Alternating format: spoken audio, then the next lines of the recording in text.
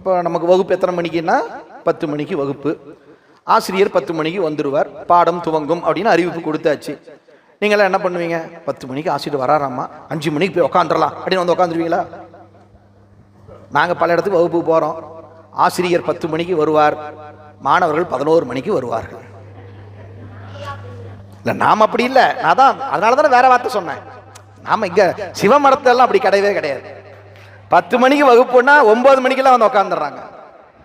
அது மாதிரி நாங்கள் வரும்போது எல்லாருமே இங்கே இருந்தீங்கல்ல, அது ஒரு எடுத்துக்காட்டுக்காக சொல்கிறேன். பொதுவாக அப்படி நடக்கும். நல்லா பாருங்க, எதுக்கு இந்த பாயிண்ட், அந்த பாயிண்ட்டை கவனிங்க.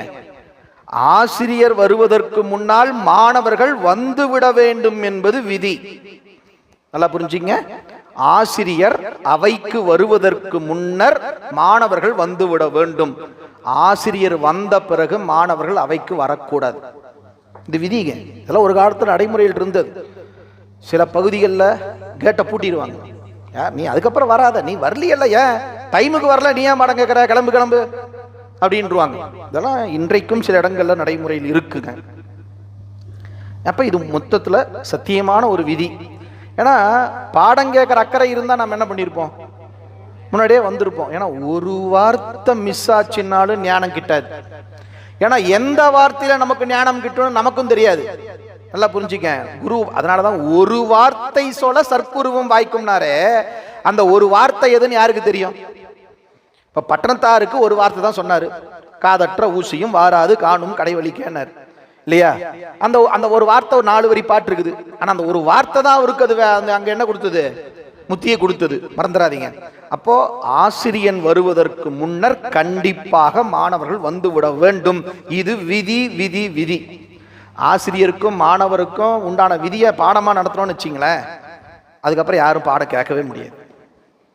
ஆசிரியரும் இறங்கித்தான் போயாகணும், மாணவரும் இறங்கித்தான் போயாகணும். விதியெல்லாம் நன்னூல்ல ஒரு விதி இருக்குது, படிச்சு பாருங்களேன், மண்டகாஞ்சி போயிடும்.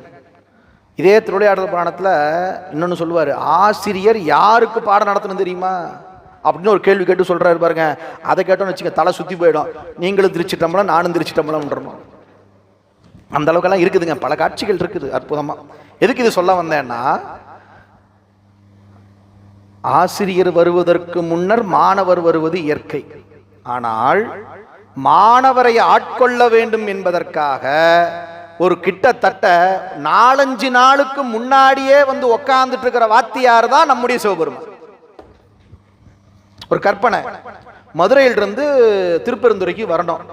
இன்னைக்கு பஸ் ஏறி போயிடுறோம், கொஞ்சம் சீக்கிரமா 4 மணி நேரம் 5 மணி நேரத்தில் போயிடுறோம்னு வச்சுக்கங்க. ஆனா அன்னைக்கு இப்ப மணிவாசர் எப்படி கிளம்பி இருக்கிறாரு, 26